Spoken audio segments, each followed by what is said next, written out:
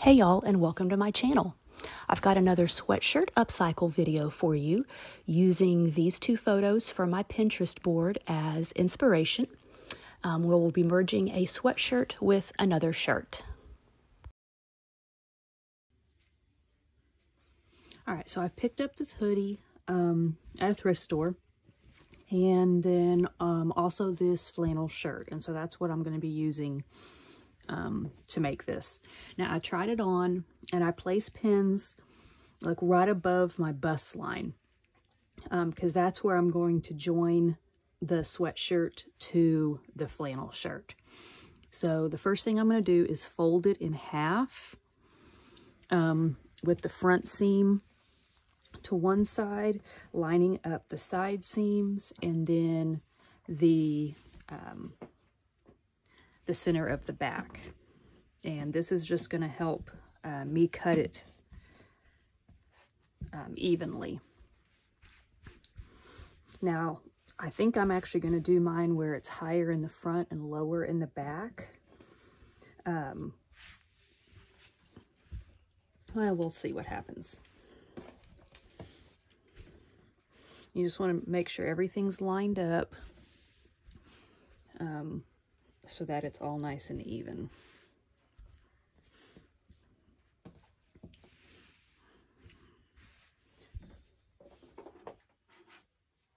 And then I'm going to go ahead and put some pins just to kind of hold it in place so it doesn't move. Because I'm kind of particular when it comes to things being straight and even. Okay. Now again, if you're going to do this, you know, make sure, I would always err on the side of cutting it a little bit bigger than what you want, because you can always go back and trim it if it's not quite high enough for you. So, I mean, I'm just going to freehand this. You can definitely, you know, draw a line or something if you want, but my pin's about right there, so I'm actually going to start it down here and then just kind of go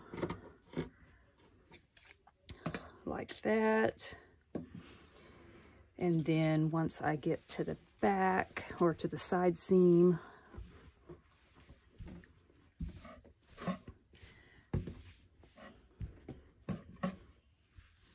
like that, and then go a little bit lower.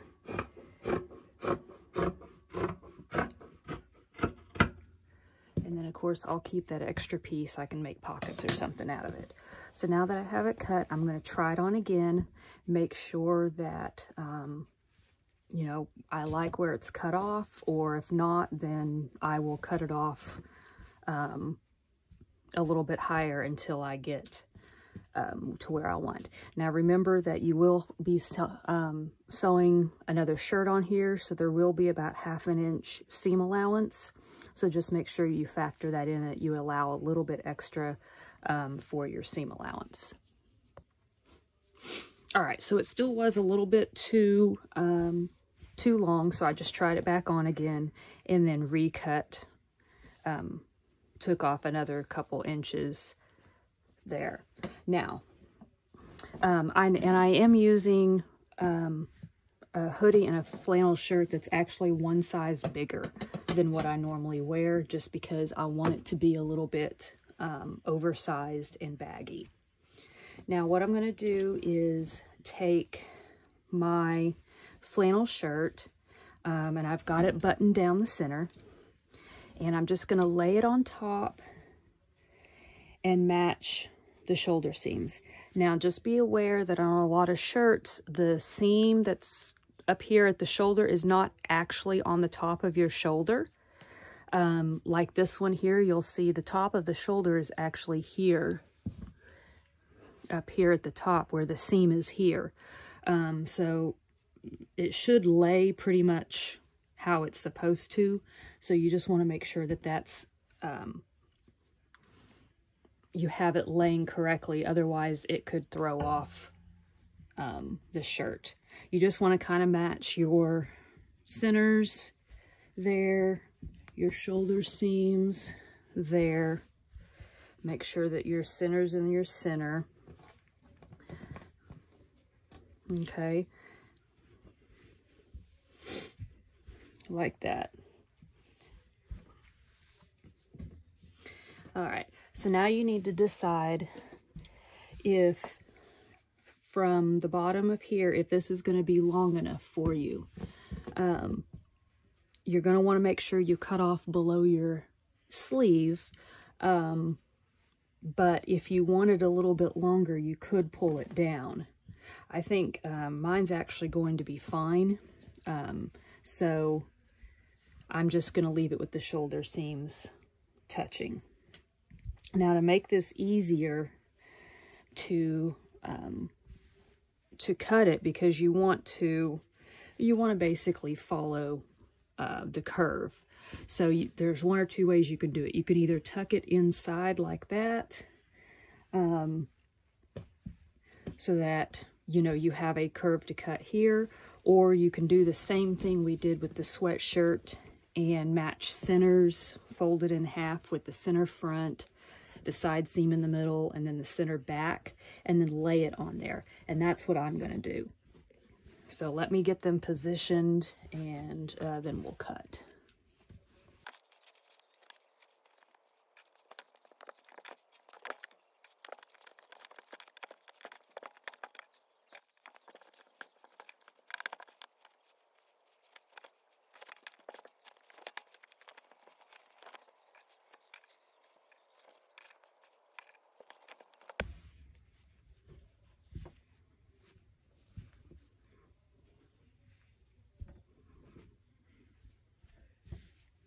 All right, so in a perfect world, your shirts would be basically the same size, and your side seams of your hoodie would match your side seams on your flannel shirt. And mine actually are pretty darn close. So that's good. If not, I would say it's better if your flannel shirt is bigger than if your hoodie is bigger, because you can always sew in the side seam to make it a little bit smaller, or you could put in a few gathers. Also, if you have a pocket, you need to decide how you're going to do that. Are you just going to cut through the pocket? Do you want to unpick the pocket and take it off? You know, what do you want to do? So I think I'm going to actually end up unpicking my pocket and taking it off. So I've got my center seam here that I'm going to match with the center of the front there, and then pull it down like that. And then just pin that in place. And then this is all nice and flat. And then my center seam, or my side seam on the hoodie, to match the side seam on the shirt, and I'll pin that in place, and then that should give me the curve that I'm supposed to be cutting.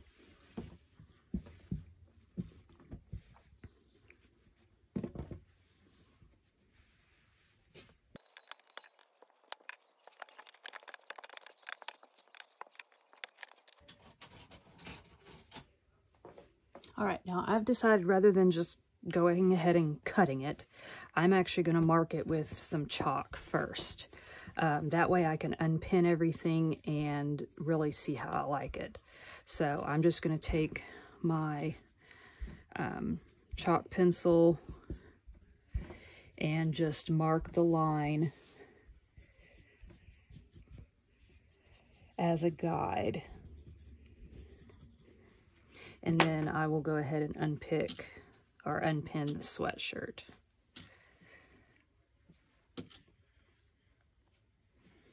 Okay, so I have my line here in red.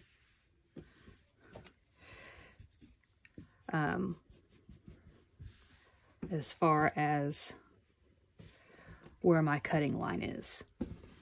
Okay, So I think actually what I'm going to do is I am going to make this a little bit longer.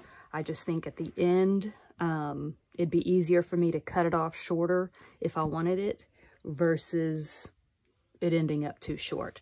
So I think I'm going to go up to about right there. So that's about maybe 1.5 inches higher.